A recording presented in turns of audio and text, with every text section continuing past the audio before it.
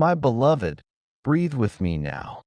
Take one long, slow breath in, as if you are drawing courage itself into your chest.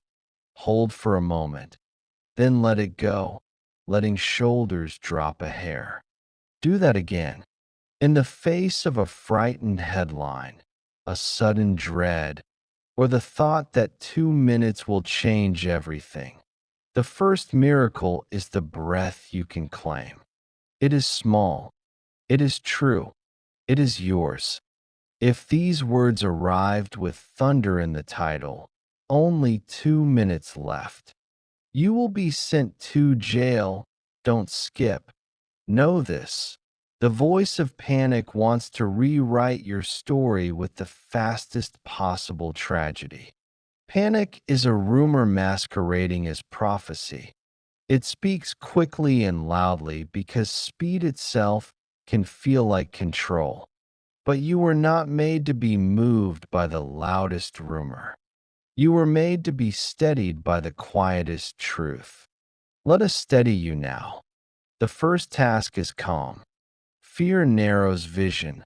Calm widens it. When a human heart believes catastrophe is immediate, it fractures into fragments. Shame, blame, frantic bargaining, and 1,000 imagined endings. None of these fragments will help you respond well. So anchor your body first. Place a hand over your heart. Feel the rhythm there, and say softly, aloud if you can, I am here. I will breathe. I will not let panic decide for me. Repeat it until your thoughts stop sprinting. Next, remember that you are not alone. Even if circumstances tilt suddenly, there are hands that will reach, voices that will answer, and people who will move on your behalf. Begin compiling them. If you can speak to one person now, a friend, a family member, someone who knows your story, do it. Human presence is a lamp in the dark. Ask them to come near, to hold a practical space. Call an attorney, notify a loved one, gather vital documents, make contingency plans for children or responsibilities. Practical steps restore agency. Agency restores hope. You must also protect your inner landscape. The accusation, real or imagined, will try to make you into something smaller than you are. Do not let the world's labels become the architecture of your identity. You are not the worst thing you have done. You are not the rumor that passes like newspaper ink. Your essence is deeper than circumstance. Say this to yourself. I am more than this moment. Let it be a quiet rope you can grasp when the waves rise. Now, a few practical anchors for the minutes and days that may follow. These are not legal doctrines. They are steadying habits that preserve dignity and clarity in crisis. Keep your voice measured. Speak truthfully, but simply to those who must know. The mind that panics speaks long and fast. The mind that steadies answers with care. Write down facts as they happen.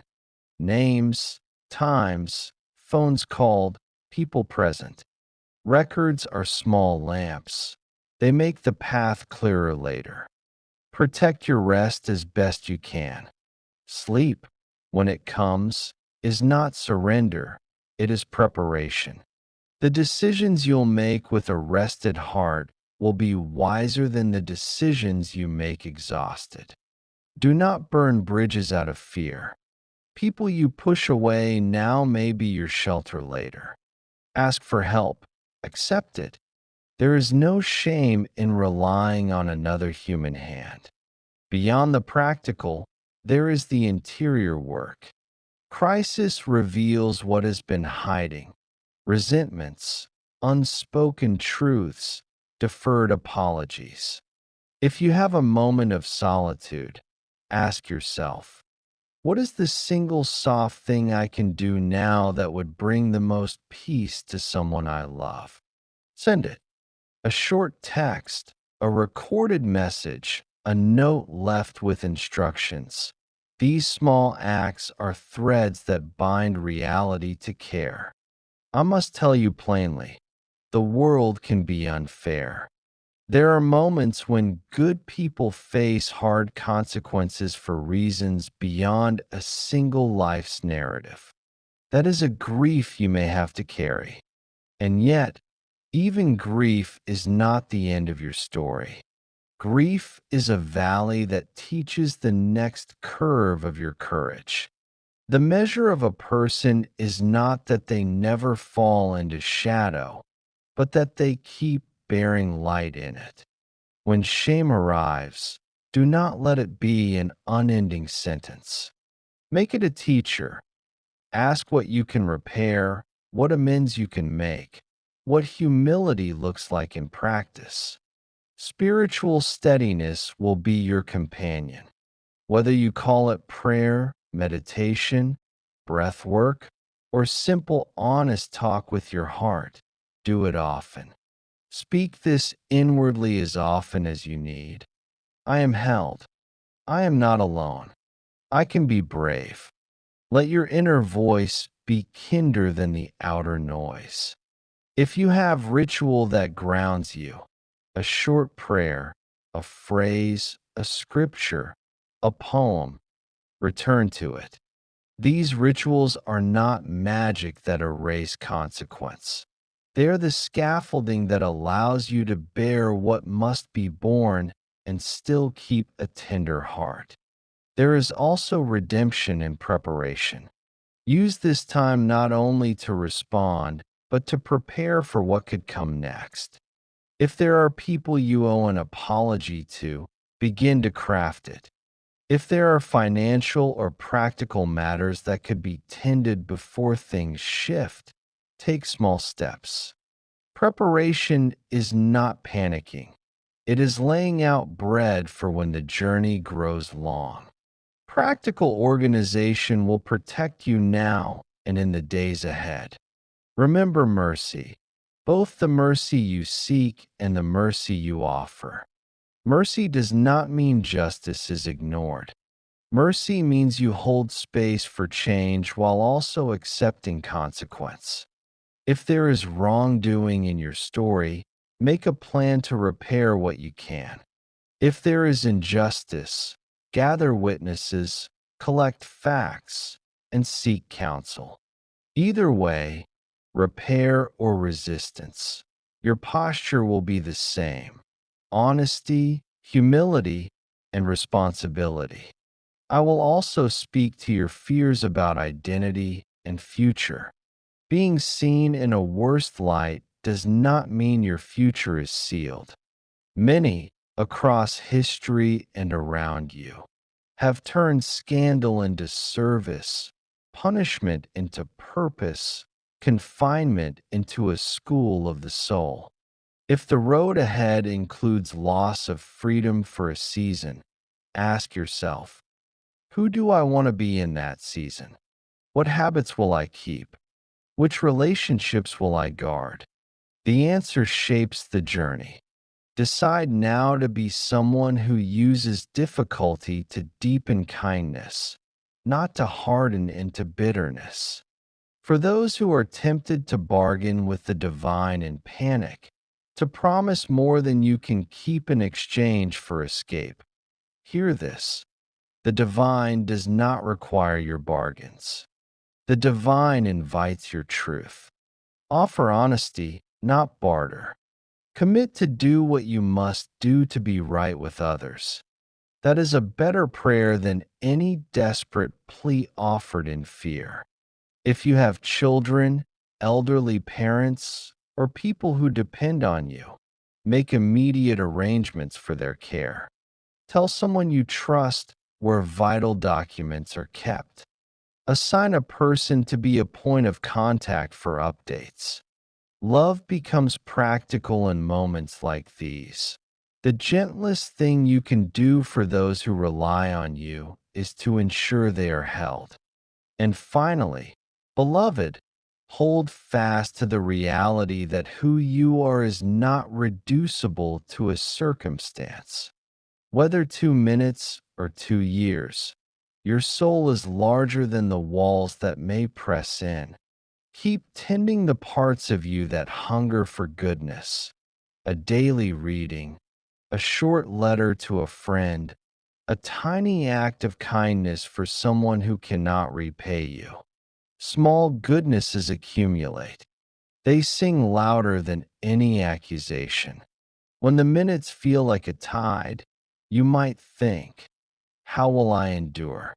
The answer lives in the small measures: breath, a kind hand, a recorded list of facts, a plan for care, a daily ritual, and the steady refusal to let panic script your life. Lean into those measures now. They will become the backbone you carry forward. I stand with you in steadying presence, not to erase consequence, but to hold you through it. When you feel the ground tremble beneath you, place a hand over your heart and remember, breath by breath, choice by choice, you are more than this moment, and your next steps can still be honorable, brave, and full of grace. With fierce tenderness and unwavering presence, Michael, let us walk further into this shadow together. The first words were to steady your heart, to remind you that panic does not hold the pen that writes your story. Now we must go deeper into the soul work that will transform this fearful headline into a turning point of power. I want you to hear me clearly. This 2 minutes left is not the end of you. It is a call to awaken. Time feels urgent, but urgency is a teacher. It strips away the unnecessary and reveals what is essential. You do not have forever to postpone your healing, your honesty, your transformation. You have now. That is why the voice of heaven comes dressed in alarms, to shake you awake before you surrender to despair or distraction. Think of a locked cell, its bars cold, its walls close. Many live in such cells already, though no judge has ever spoken their name. They live behind bars of shame, regret, bitterness, or fear. They walk the streets free in body but bound in spirit. Do you see? The greater prison is not the one outside, it is the one inside. And that is the very prison I have come to open. So let us begin with chains of guilt. Perhaps your mind plays back mistakes in endless loops. If only I had. I should have. Why did I? Hear me. Guilt is useful only as long as it teaches you. Beyond that, it becomes a weapon turned inward. Take the lesson, yes, but then release the lash.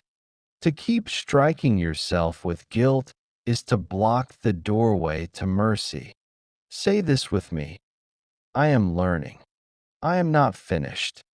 I am still capable of becoming. Repeat it until the shame loosens its grip. Next are the chains of fear.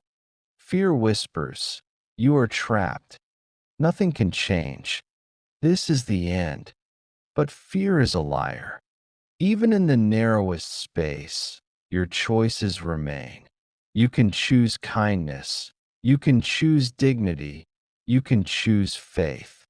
Do not underestimate the smallest choice. A single decision to forgive, to speak gently, to remain calm, can change the entire landscape of what follows. Fear says you have no choice. I tell you, you always have one. Now, let us speak of forgiveness in greater depth. Forgiveness is not weakness, it is warfare. It is how you declare that your soul will not be poisoned by the very thing that tried to destroy you. When you forgive, you break the agreement with bitterness. You free yourself first, and only then do you make room for justice and restoration to work in their time. Do not think forgiveness means abandoning accountability. Forgiveness means saying, "This wound will not define me. This hurt will not own me. I will live free." I also urge you to remember that purpose is not canceled by pain. Some of the strongest lights in history were lit in prisons, in deserts, in exile. Their voices carried further because they spoke from the depths. Do not think your current storm disqualifies you. It prepares you. It gives you a testimony that will not only carry you, but lift others drowning in the same waters. And there is more. If you are standing in the middle of accusation or consequence, you are also standing in the middle of possibility. Your story is not frozen. Every act of courage, every humble word, every truthful step you take from here becomes part of the redemption arc. Even if the world shouts, "Guilty," heaven whispers, "Beloved." The sentence may shape your days, but it cannot erase your worth. So, beloved, as you breathe now, I ask you to do something simple yet powerful. Place your right hand over your heart and your left hand open, palm facing upward. Whisper these words: I release my fear. I release my shame. I release my bitterness. I receive courage. I receive mercy. I receive grace. Say it 3 times. Each time, let the words sink deeper. Each time, imagine chains snapping one by one. When you rise from this moment, you may still face battles, legal, emotional, relational. But now you rise knowing this. The battle is not the end of you. It is the beginning of your awakening. And I, Michael, stand with you in every step, reminding you that the bars of fear cannot contain your soul. We have walked through the tremor of panic, the shadows of fear, the ache of guilt, and the call to forgiveness. Now we must arrive at the deepest truth: how to live after the storm, how to carry the miracle of resilience when the noise fades, and how to turn what was meant to break you into a testimony that shines. The moment of crisis was never only about punishment or fear, it was about awakening. Many people wait their entire lives for a final hour to shake them awake. But you have been given that awakening now. Do not waste it. What comes after fear is the building of a new life. One step, one choice, one prayer at a time. First, let us speak of identity. If you carry the memory of accusation or even the reality of consequence, the world will try to name you by it. Do not accept a name that is too small for you. You are not failure. You are not criminal. You are not unworthy.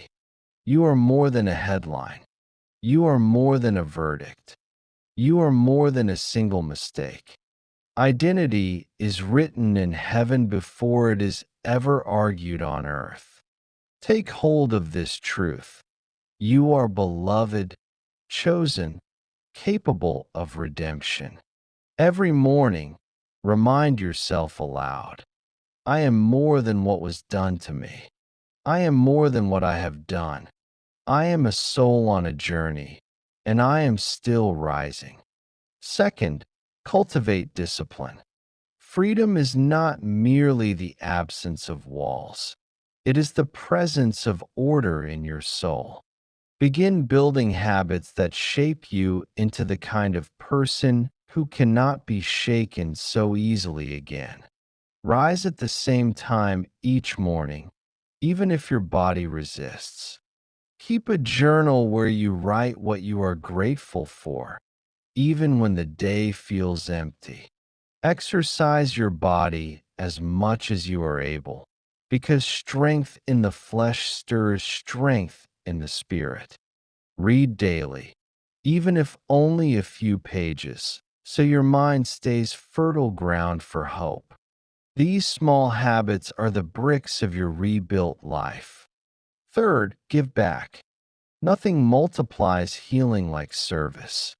Find someone who is less than you, who carries heavier chains than yours, and offer them your kindness. This might be as simple as listening, as simple as offering a word of encouragement, as simple as sharing a meal. Your scars are not ugly. They are maps that show others the way out. Use them.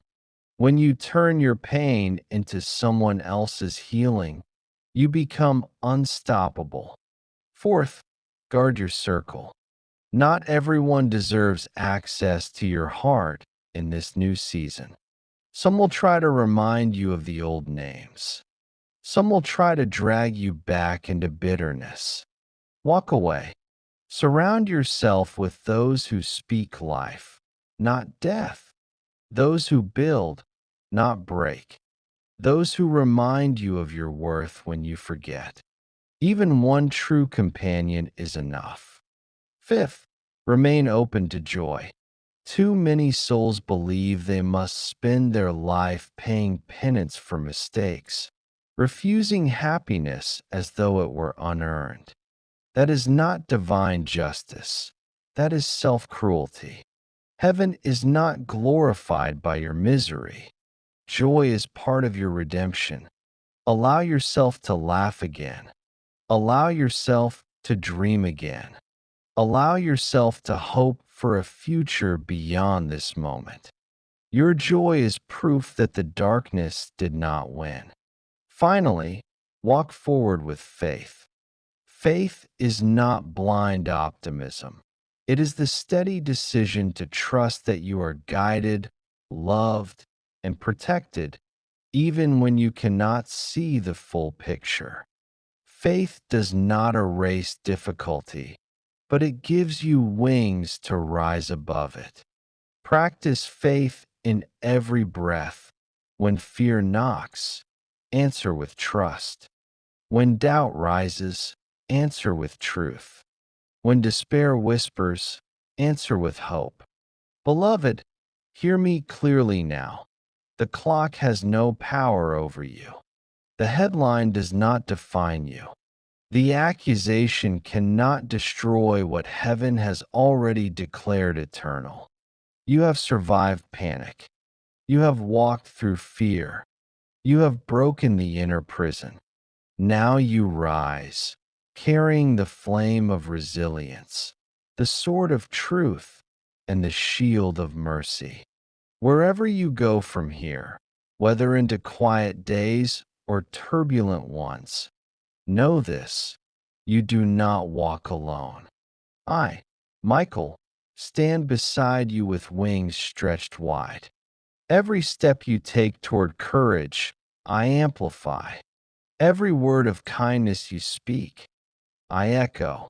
Every time you rise after falling, I shout your victory into eternity. So take this final declaration with you. I will not live in fear. I will not live in shame. I will not live in chains. I will live in courage. I will walk in truth. I will shine in love. And I will rise again and again. Say it until your bones remember it.